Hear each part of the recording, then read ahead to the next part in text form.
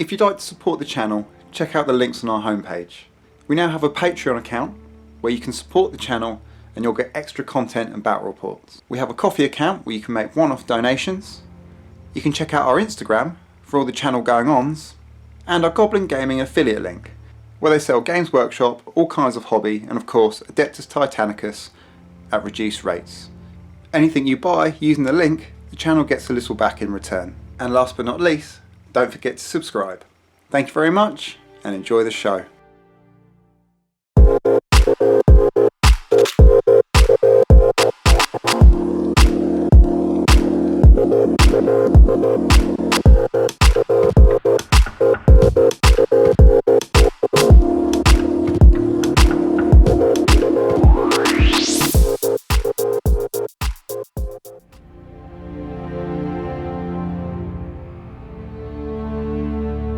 And welcome back to the channel. I hope you're all well. I'm going to apologise, I've got a bit of a cold, so there might be a few coughs and sniffles, which doesn't sound great. Anyway, what do I mean by nobody knows how to play ADEPTUS Titanicus? Of course people know how to play ADEPTUS Titanicus, but very recently I was made aware of a rule hiding in plain sight that is ambiguous, confusing, poorly written, well written, we're not just using it. Who knows? So anyway, it's come up and I did a post about it in the AT18 Facebook group and it was divisive. I was kind of expecting an answer, but it was divisive, so I thought, let's look into it, let's talk about this. So there's the post and the question that I asked. You know, it's been 4 years and this has only just come up for me. And yes, this is the question: can Titan A target Titan B? And yeah, 104 comments when I took this screenshot, and it was really interesting. So let's look at the pictures, the diagrams, and the rule, and get into it. Okay, so this is the rule I'm talking about. This is like page 33, section 3, paragraph 2. And it's basically in the combat phase, and it's about arc and your targets. So it says here, determine whether the target is within the attacking weapons firing arc, page 26. And on page 26 you've got the front, side and rear of your model. You know, and we've always just got the template out, check the arc. If you've got the model within that arc, then we go for it, don't we? But it's this next bit, which has caused confusion. So I've highlighted it here. If the center of the base is exactly on the line between two arcs, it counts as being in both. If the target is not within the weapon's firing arc, the attack is wasted. So what does that mean? What does that mean? I've always assumed that it's talking about when you're attacking, whether you're in what arc you're in of your target. So whether you're getting any bonuses for flank and rear, etc.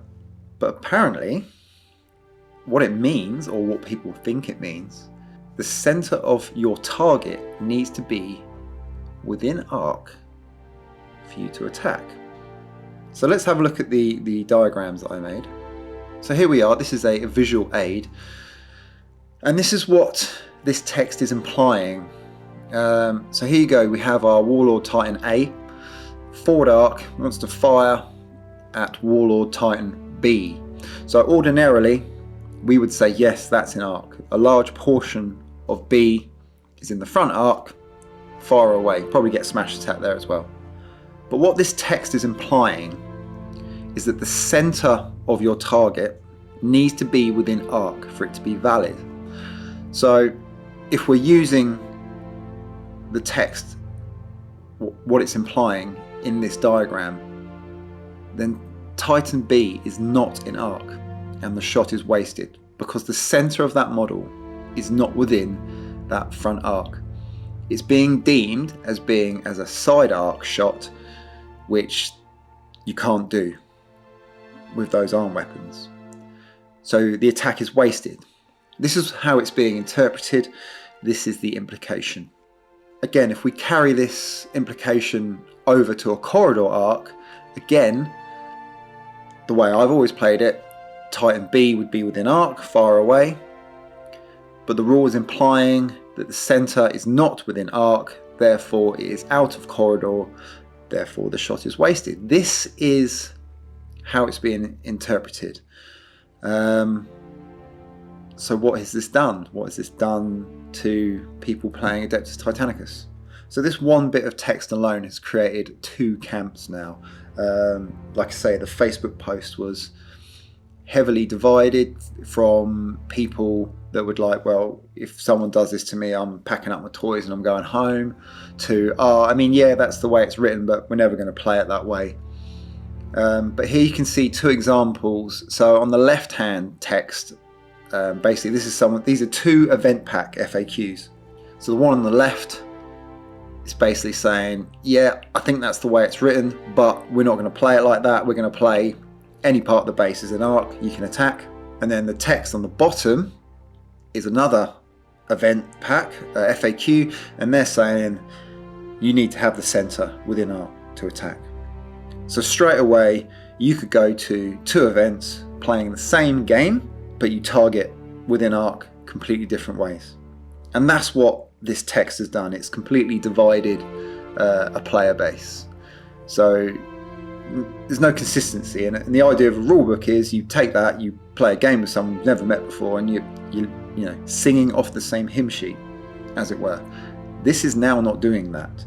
And then I obviously need to make a decision, well, how am I going to play this? Because I'm making battle reports for people to watch. They need to understand what they're watching. So what have I done about it?